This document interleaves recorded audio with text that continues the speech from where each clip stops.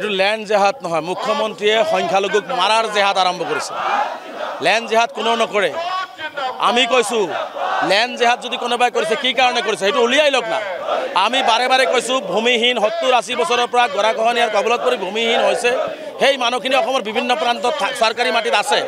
তেওঁলোকক প্ৰথম দায়িত্ব হৈছে জীয়াই থকাৰ কাৰণে অন্য বস্ত্ৰৰ বাসস্থান দিয়াৰ দায়িত্ব হৈছে হিমন্ত বিশ্ব শৰ্মা ডাঙৰীয়া।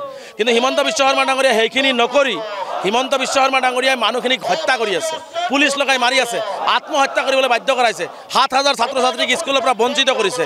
আজি আমাৰ আই মাতৃসকলে মুকলি আকাশৰ তলত থৈছে। গতিকে আজি মুখ্যমন্ত্ৰী ডাঙৰীয়াই হত্যাযোগ্য এটা প্ৰক্ৰিয়া সংখ্যালঘুৰ ওপৰত চলাইছে।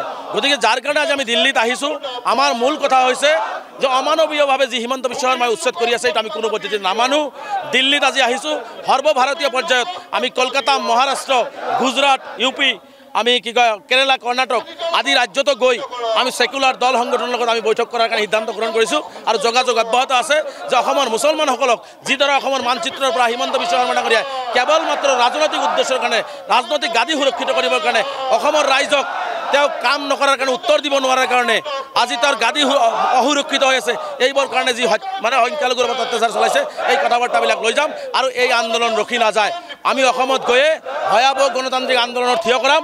মুখ্যমন্ত্ৰী ডাঙৰীয়া যদি ইমান ঘৃণা আছে, ইমানে যদি তেওঁলোকৰ সংখ্যালঘুৰ ওপৰত অত্যাচাৰ কৰা পৰিছে, হাজাৰ হাজাৰ সংখ্যালঘু ৰাইজ আমি ৰাস্তাত ওলাই আহিম। তেওঁৰ যদি দম আছে, হিম্মত আছে, গুলি কৰি আমাৰ সংখ্যালঘু ৰাইজক। সংবাদ মেলত যে মুখ্যমন্ত্ৰীয়ে তথ্য দিছে, লখিমপুৰ যেতিয়া উচ্ছেদ হৈছিলে, লখিমপুৰ উচ্ছেদৰ পিছতে তেওঁলোকে সংবাদমেলত কৈছে যে বিভিন্ন জিলাৰ পৰা যিদৰে আহি পেলাই ইয়াত মাটি লৈছে, বেদখল কৰিছে, সেই কথাখিনি তথ্যখিনি দিছে।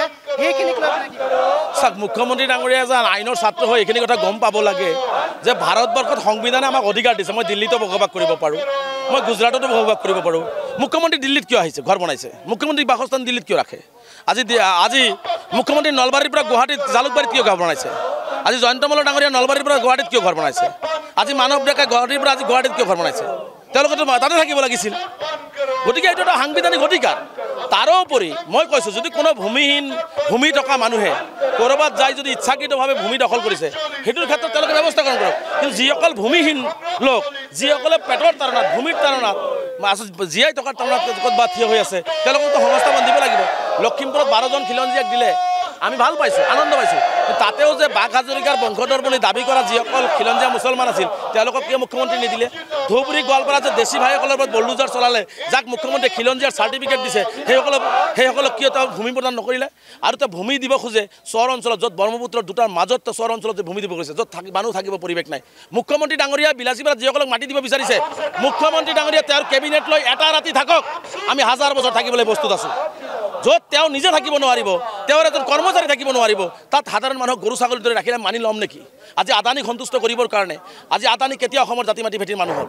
গতিকে আদানীক সন্তুষ্ট কৰিবৰ কাৰণে মুখ্যমন্ত্ৰী ডাঙৰীয়াই মানে মাটি দি আমাৰ মানুহখিনিক ব্যৱহাৰ কৰিব। আজি ফৰেষ্টৰ কথা কৈছে, গোৱালপাৰা পাইকানটো কেবিনেটত বহি কেবিনেট বৈঠক কৰি তেওঁলোকে ফৰেষ্ট বনাই লৈছে। সেইটো ফৰেষ্ট নাছিলে নহয়। আজি যদি গোৱালপাৰাত উচ্ছেদ কৰিব লগা হয়, RFৰ 25%, মই বাৰে বাৰে কৈছোঁ, RFৰ 25%, য'ত ৰাবাৰ বাগান, তামোল বাগান, য'ত চাহ বাগান, টংকেশ্বৰ ৰাভাহঁতৰ দৰে ব্যক্তিয়ে হাজাৰ হাজাৰ বিঘা মাটি, য'ত মূল কৰিডৰ হাতী যোৱাৰ, সেই কৰিডৰটোত আজিলৈকে বল্ডুজাৰ চলোৱাৰ সাহসকে মুখ্যমন্ত্ৰী নোৱাৰিলে। আজি সোণাইৰূপা অভয়াৰণ্যত আমি কোৱা নাই কোনো মানুহক উচ্ছেদ কৰিবলৈ, কাৰণ উচ্ছেদৰ বেদনা আমি বুজি পাওঁ। কিন্তু আজি সোণাইৰূপা অভয়াৰণ্যটো দখল হৈছে, তাতে মুখ্যমন্ত্ৰীৰ মাত কিয় নাই?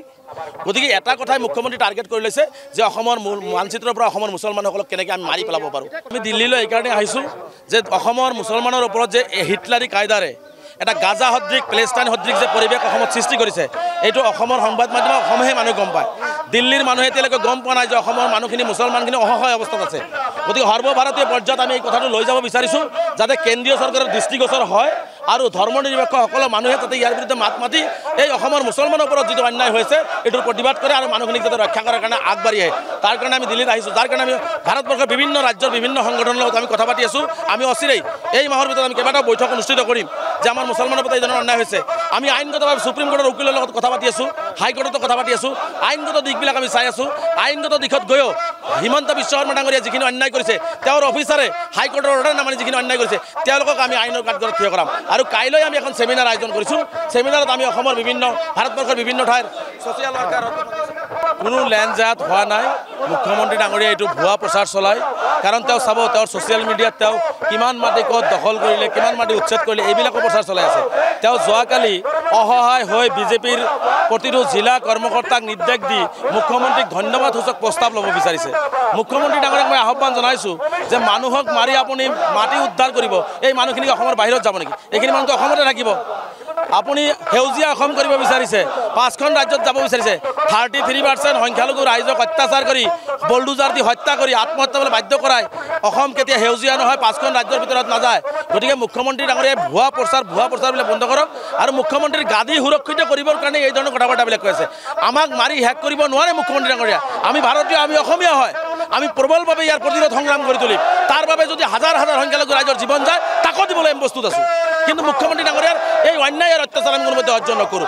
ভূমিহীন মানুহক মাটি দিব লাগিব অন্যায়ভাৱে অমৰভাৱে উচ্ছেদ বন্ধ হ'ব লাগিব আজি পাহাৰত যদি উচ্ছেদ কৰিছে তাহলে গোৱালপাৰাৰ বাকী 25% উচ্ছেদ হ'ব লাগিব সোণাই ৰূপা অভয়াৰণ্য উচ্ছেদ হ'ব লাগিব মুখ্যমন্ত্ৰী শ্বেতপত্ৰ প্ৰকাশ কৰক না কোনে কিমান মাটি দখল কৰিছে ওলাই যাব নহয় কোনে কিমান মাটি দখল কৰি আছে আজি দিল্লীৰ পৰা মুম্বাইৰ পৰা পুঁজিবাদী গোষ্ঠীয়ে মাটিবিলাক কিহৰ উজনি নামনি নহয় তেওঁ অসমীয়া জাতিও নালাগে তেওঁ দুটা শব্দ কালি ইউজ কৰিছে ভয়ানক কাৰণ হিমন্ত বিশ্ব শৰ্মা আৰু বিজেপিয়ে বৃহত্তৰ অসমীয়া জাতি গঠন কেতিয়াও নিবিচাৰে তেওঁ বিচাৰে আগন্তুক 20 বছৰলৈকে তেওঁ গাদীত থাকিব আৰু দুটা সম্প্ৰদায় আমাৰ আৰু তোমাৰ শব্দ ইউজ কৰিছে তাৰ মানে মুছলমান আৰু হিন্দু তেওঁ অসমত এটা শব্দই বিচাৰিছে যে মুছলমান আৰু হিন্দু শব্দ থাকক যিটো অসমৰ কাৰণে ভয়াৱহ ইংগিত ভয়াৱহ সমস্যাৰ সৃষ্টি হ'ব গতিকে আমি বিচাৰিছোঁ আমি জাতি মাটি ভেটিৰ লগতে একেলগে ঐক্যবদ্ধ হৈ অসমীয়া জাতি গঠন কৰিম কিন্তু মুখ্যমন্ত্ৰী হিন্দু মুছলমান কৰিব বিচাৰিছে আৰু হিন্দু মুছলমান হিচাপে ধৰ্ম হিচাপে তেওঁ অসমখনক ৰাখিব বিচাৰিছে আৰু এইটো অসমখনৰ কাৰণে কিন্তু ভয়াৱহ হ'ব